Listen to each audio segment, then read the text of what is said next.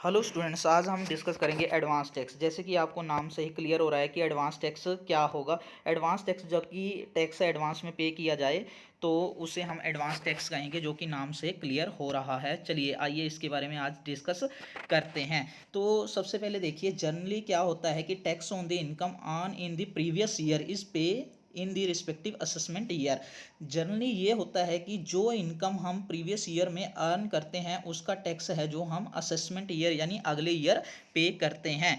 But in certain cases, कुछ cases ऐसे हैं जिनमें क्या होता है कि जिस ईयर में, जिस प्रीवियस ईयर में हम इनकम करते हैं उसी ईयर में अगर पे करना पड़ता है टैक्स तो उसे बोलते हैं एडवांस टैक्स। ठीक है जी।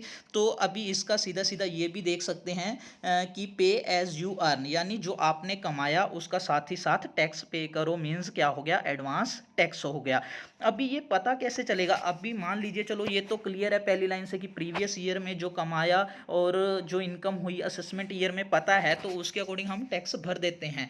लेकिन हमने जो एनुअली है हमारी इनकम ही नहीं पता, तो हम कैसे उसको पे कर सकते हैं टैक्स? तो एडवांस टैक्स कैसे पे कर सकते हैं? तो ये देखिए अच्छी लाइन लिखी हुई है कि needs to estimate its income tax liability of the previous year. यानी पहली बात तो जो एसएससी है उसको अपनी इनकम है जो एस्टिमेट करने की ज़रूरत है कि जो जो इनकम एस्टिमेट होगी, यानी एस्टिमेटेड इनकम पर जो टैक्स लाइबिलिटी बनेगी वो उसके अकॉर्डिंग उसको एडवांस टैक्स पे करना रहेगा। उसके लिए कुछ कंडीशंस, कुछ जो भी मेथड लगाएंगे वो हम आगे पढ़ने वाले हैं पूरी वीडियो में।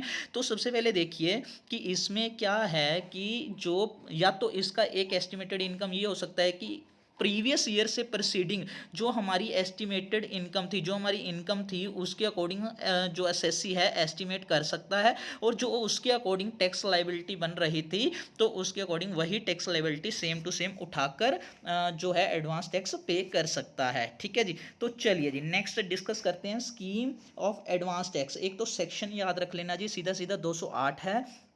और एडवांस टैक्स कब भरना है इसके लिए इसकी जो कंडीशन है वो क्या है कि जब advance tax liability of the assessee 10,000 या उससे ज़्यादा बनेगी, यानी एडवांस टैक्स की लाइबिलिटी अगर एडवांस टैक्स 10,000 या एडवांस टैक्स लाइबिलिटी 10,000 या उससे ज़्यादा बनेगी तो ड्यू डेट से पहले पहले या ड्यू डेट तक हमको वो एडवांस टैक्स भरना रहेगा। तो चलिए जी, ये पता कैसे चलेगा कि 10,000 से ज़्यादा है या कम है? तो उसके लिए एडवांस टैक्स लाइबिलिटी कैसे निकालनी है हम इस मेथड में देखेंगे। तो एडवांस टैक्स लाइबिलिटी निकालने के लिए सेक्शन है 209। तो सबसे पहले जो भी एस्टिमेटेड ग्रॉस, जो भी एस्टिमेटेड ग्रॉस हमारी टोटल इनकम रहेगी उसमें आपने 44 एडी में कवर्ड होने वाली इनकम इंक्लूड नहीं करनी है। तो जो भी एस्टिमेटेड ग्रॉस टोटल इनकम रहेगी एक्सक्लूडिंग 44 एडी, ठीक है जी, तो वो ले लेंगे। उसके बाद जो भी आपको 6th ए चैप्टर में डिडक्शंस मिल रही हैं उसको माइनस कर देंगे। उसके बाद जो भी माइनस करने के बाद आपकी बनेगी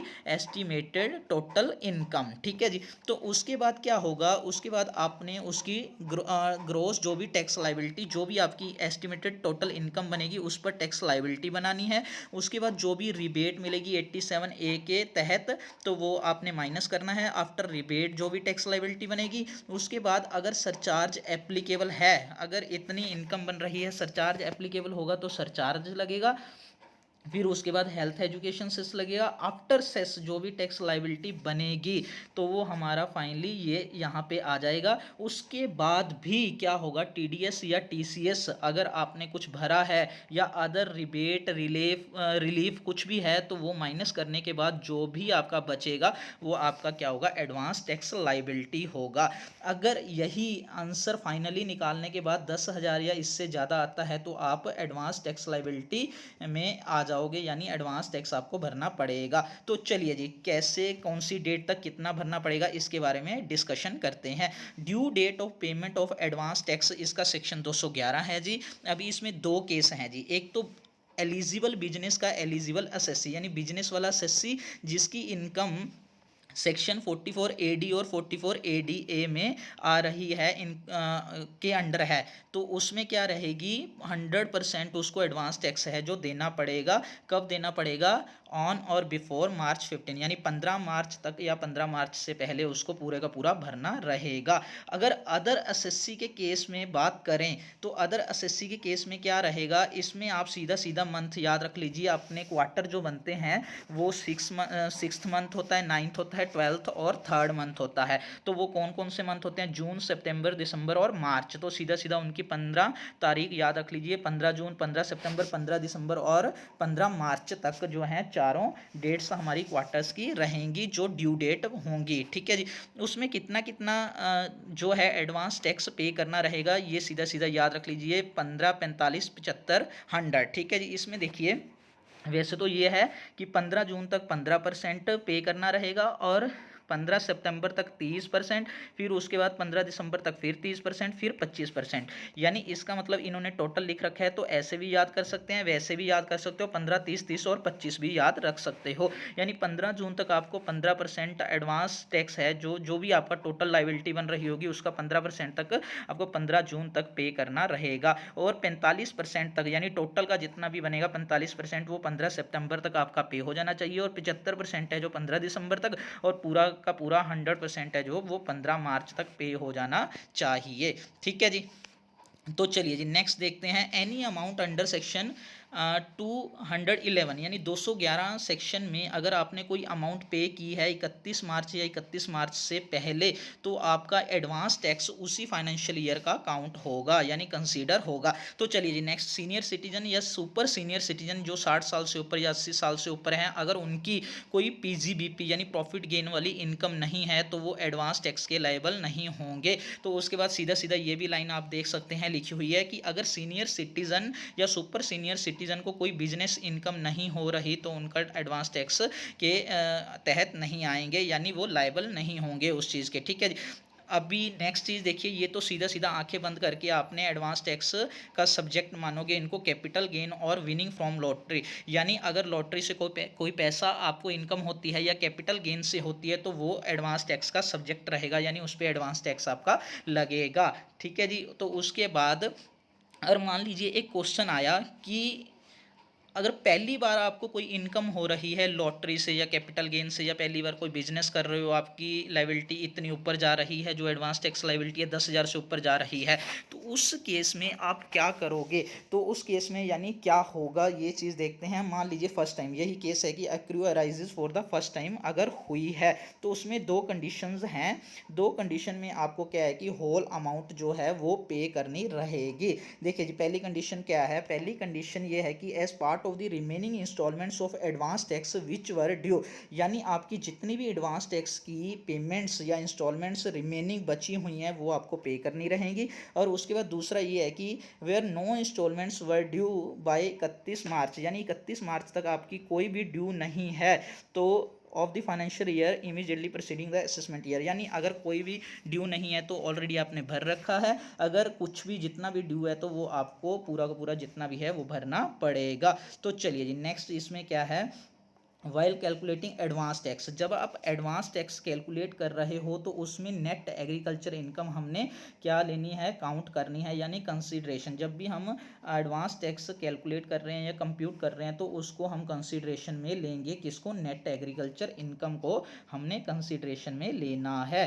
तो चलिए जी नेक्स्ट हमारे पास है, if any SSC does not pay any installment within due date, जो हम ड्यू डेट ऊपर पढ़ के आए हैं क्वार्टर वाइज, अगर मान लीजिए कोई एसएससी मतलब वो इंस्टॉलमेंट पे नहीं कर पाता ड्यू डेट तक तो वो उस इंस्टॉलमेंट के लिए डिफ़ॉल्ट माना जाएगा। ठीक है जी। उसके बाद इंटरेस्ट या पेनल्टी को छोड़कर कोई भी सम अगर आप एडवांस टैक्स या एसएससी एडवांस टैक्स के रूप में पे करता है तो उसे हम क्या करेंगे, उसे एडवांस टैक्स की कैटेगरी में लेंगे और उसका जो है एसएससी को रेगुलर असेसमेंट में जो है उसका क्रेडिट मिल जाएगा। तो चलिए जी procedure to pay advance tax. अब ये एडवांस टैक्स पे करने का प्रोसीजर क्या है, सबसे पहले देखिए असेसी ऑन मोशन जो भी है सेक्शन देख लेना। तो प्रोसीजर फॉर फर्स्ट इंस्टॉलमेंट, जो फर्स्ट इंस्टॉलमेंट का प्रोसीजर क्या रहेगा, सबसे पहले एक तो एस्टिमेट जो भी है करंट ईयर इनकम बन जाएगी, एस्टिमेटेड जो भी होगी उसमें 44 AD और 44 ADA इंक्लूडेड नहीं रहेंगे। और उसके बाद जो इसमें क्या इंक्लूड रहेगा, जो आपका प्रीवियस ईयर का जो भी ब्राउट फॉरवर्ड लॉसेस चल रहा है, तो आप इसको इसमें कंसीडर कर सकते हैं, एडजस्ट कर सकते हैं, ठीक है जी। उसके बाद डिडक्शंस वगैरह लगाने के बाद जो भी माइनस करने के बाद आपका फाइनल आंसर आएगा, जो भी होगा वो आपकी एस्टिमेटेड इनकम रहेगी। तो उसके बाद आप उसका टैक्स लाइबिलिटी बनाओगे, estimated income at the rate, जो भी फाइनेंशियल ईयर के रेट के अकॉर्डिंग जो भी रहेगा वो आप उसकी टैक्स लाइबिलिटी बनेगी। फिर उसके बाद रिबेट जो मिलेगी 87A के तहत, तो वो क्या होगी, रिड्यूस। फिर अगर सरचार्ज एप्लीकेबल है सरचार्ज लगाओगे, हेल्थ एजुकेशन से जो ऊपर पढ़ के हैं सेम वैसा ही है। फिर TDS TCS जो भी एप्लीकेबल है वो लगाओगे, जो फाइनली माइनस करने के बाद आपका आएगा एडवांस टैक्स। तो एडवांस टैक्स पेएबल जो भी अगर 10,000 या ज़्यादा बन रहा है तो आप एडवांस टैक्स के लायबल होगे, ठीक है जी। तो उसके बाद प्रोसीजर फॉर सब्सिक्वेंट इंस्टॉलमेंट्स, यानी अगली नेक्स्ट वाली इंस्टॉलमेंट्स का प्रोसीजर क्या रहेगा। Check if estimate income made earlier require revision, यानी जो एस्टिमेट इनकम बनाई गई है तो जो अर्लियर जो उसकी मतलब ये चीज़ देखनी है कि क्या उसको रिवीजन करने की ज़रूरत है।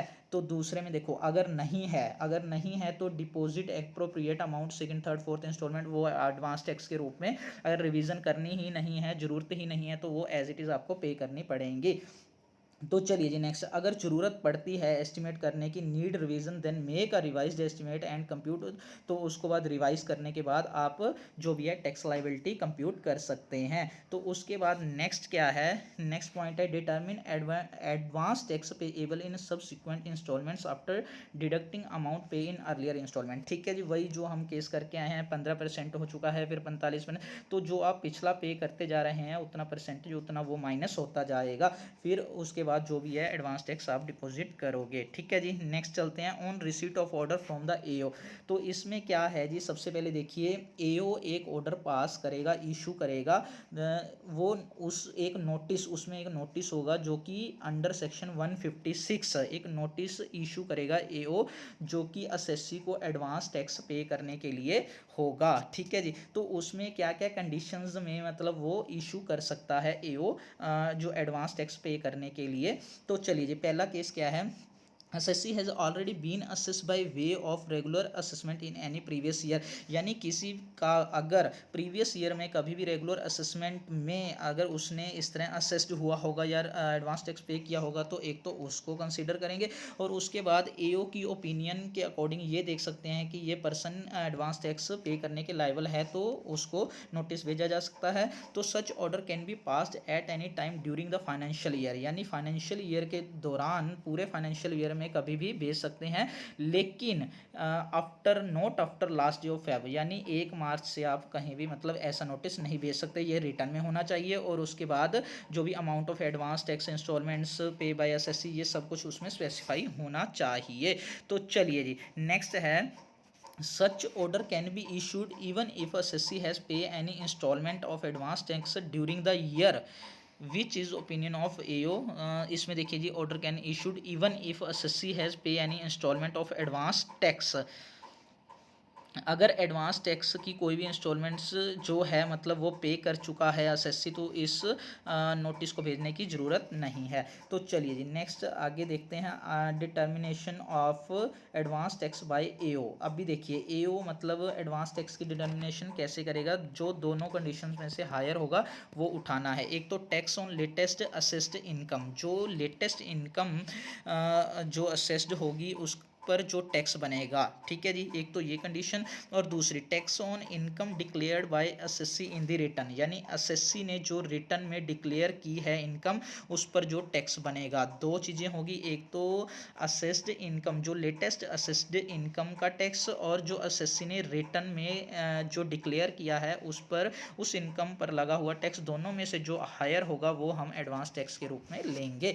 तो चलिए जी नेक्स्ट है हमारे पास procedure to be followed by SSC on receipt such order. चलिए चलिए जी देखते हैं इसमें क्या है। केस बनाए हैं एडवांस टैक्स टू पे बाय एसएससी, यानी एडवांस टैक्स एसएससी ने पे किया, और वेदर इंटीमेशन टू एओ, एओ को इंटीमेशन देना जरूरी है या नहीं वो देखते हैं आगे। चलिए जी पहली बात, where income estimate by assessing officer, यानी एओ इज़ करेक्ट, यानी जो एस्टिमेट इनकम है एओ ने अगर उसे मतलब करेक्ट बोल दिया तो, और उसमें जो असेसी ने जैसे एओ ने बताया था वैसे उसने एडवांस टैक्स पे कर दिया तो इंटीमेशन की ज़रूरत नहीं है। अगर उसके बाद देखिए जी, assessee estimate his current income to the higher than that of AO, यानी एओ की एस्टिमेट इनकम कम बन रही है और असेसी की ज़्यादा बन रही है, तो उसमें जैसे एओ ने बोला था वैसे उसने पे कर दिया तो उसमें भी इंटीमेशन की ज़रूरत नहीं है। अभी एक केस में ज़रूरत रहेगी, देखते हैं क्या है। वे assessee estimate his current income be lower than the AO, यानी एओ ने एस्टिमेट इनकम ज़्यादा बनाई है लेकिन असेसी की कम बन रही है, और जैसे जैसे एओ ने बोला था वैसे वैसे उसने एडवांस टैक्स पे किया है, तो इसमें एओ की जो है इंटीमेशन रिक्वायर्ड रहेगी। Assessee shall submit his own estimate of current income to the AO, जो भी करंट इनकम रहेगी उसको वो एस्टिमेट इनकम को सबमिट करेगा फॉर्म किसमें 28A में उसको सबमिट करना पड़ेगा। ठीक है जी, एज पर सेक्शन 210 और सब सेक्शन 4 में AO can revise his order to pay advance. ठीक है जी, एओ उसको देखेगा और रिवाइज करेगा एडवांस टैक्स जो भी 1 मार्च से पहले पहले रिवाइज करके मतलब उसको एडवांस टैक्स पे करना रहेगा। तो चलिए जी next, interest on non payment of advance tax. अगर नेक्स्ट में क्या है कि interest on non payment of advance tax, अगर एडवांस टैक्स की नॉन पेमेंट यानी कोई पेमेंट नहीं की और उस पर जो इंटरेस्ट लगेगा वो देख लेना किस में लगेगा, सेक्शन अंडर सेक्शन 234B और 234C के तहत जो भी है एडवांस टैक्स नॉन पेमेंट पर जो इंटरेस्ट एप्लीकेबल होगा वो लगेगा। अगर मान लीजिए एडवांस टैक्स पे करने में एसएससी फेल हो जाता है तो। ठीक है जी, तो चलिए जी थैंक्स।